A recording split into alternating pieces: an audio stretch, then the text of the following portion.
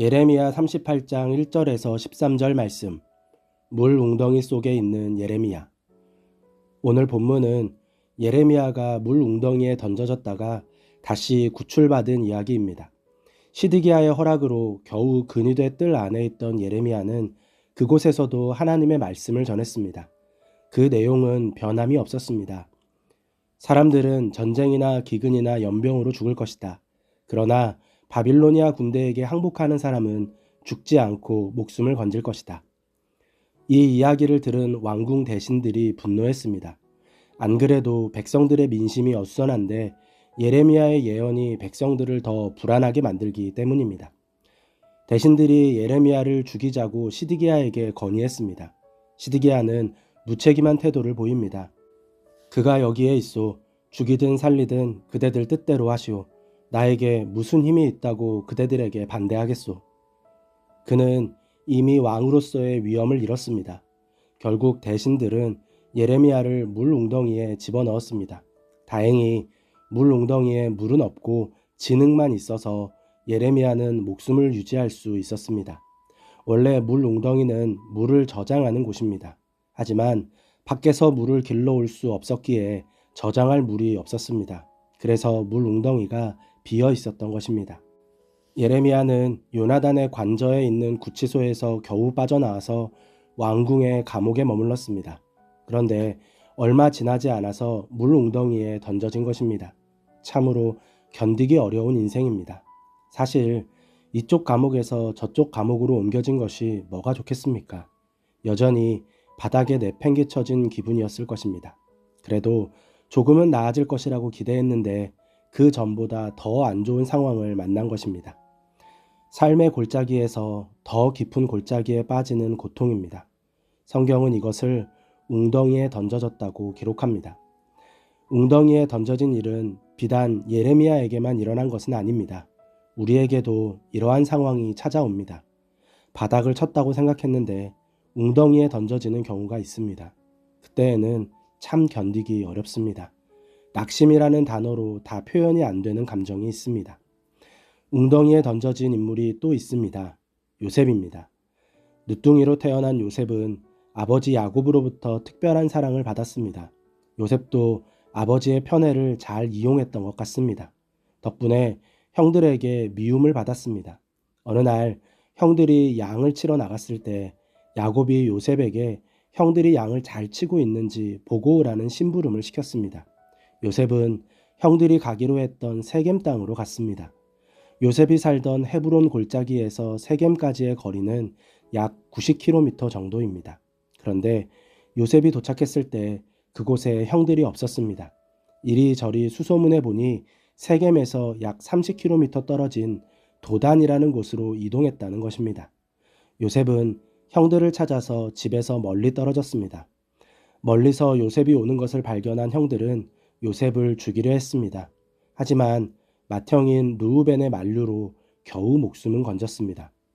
르우벤이 제시한 방법은 요셉을 구덩이에 던지는 것입니다.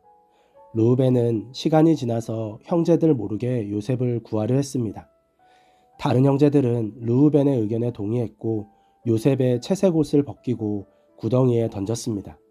구덩이에 던져진 요셉의 마음은 어땠을까요? 요셉은 구덩이 안에서 낙심했을 것입니다.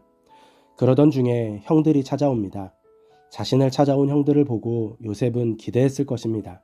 그런데 형들이 온 이유가 자신을 구하기 위한 것이 아니었습니다. 자신을 팔기 위해 찾아온 것이었습니다. 요셉은 낙심이라는 말로 설명할 수 없는 감정을 느꼈을 것입니다. 이후 애굽왕 바로의 친위대장 보디발의 집에 노예로 팔려갑니다. 그런데 그곳에서 누명을 쓰고 또다시 감옥에 갇힙니다. 본문에서 옥이라고 번역한 히브리어 보르는 구덩이, 웅덩이라는 의미입니다. 요셉은 또다시 웅덩이에 던져진 것입니다. 예레미야가 웅덩이에 던져졌을 때 그를 돕는 이가 있었습니다. 왕의 시중을 드는 에디오피아 황관 에벤멜렉이 시드기야를 직접 찾아가서 예레미야를 살려달라고 요청한 것입니다. 시드기야가 이를 허락했고 에벤멜렉은 왕궁의 의복 창고에서 헤어지고 찢어진 옷조각들을 밧줄에 매달아서 예레미야에게 던져주었습니다. 그리고 그를 웅덩이에서 꺼내 주었습니다. 예레미야는 다시 근유대 뜰 안에 갇히게 되었습니다. 조금 나은 웅덩이에 던져진 것입니다. 말씀을 묵상하면서 조금 혼란이 왔습니다. 하나님의 사람의 삶은 푸른 초장으로 인도함을 받는 삶이어야 하는데 요셉도 그렇고 예레미야도 그렇고 모두 웅덩이를 옮겨 다니는 삶입니다.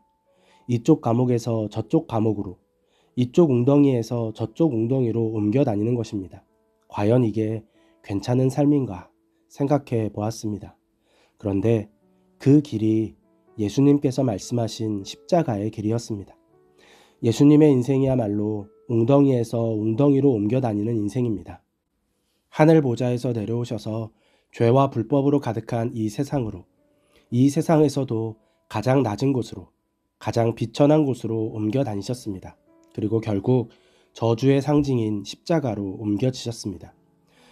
웅덩이를 옮겨 다닐 때 어떻게 견딜 수 있을까?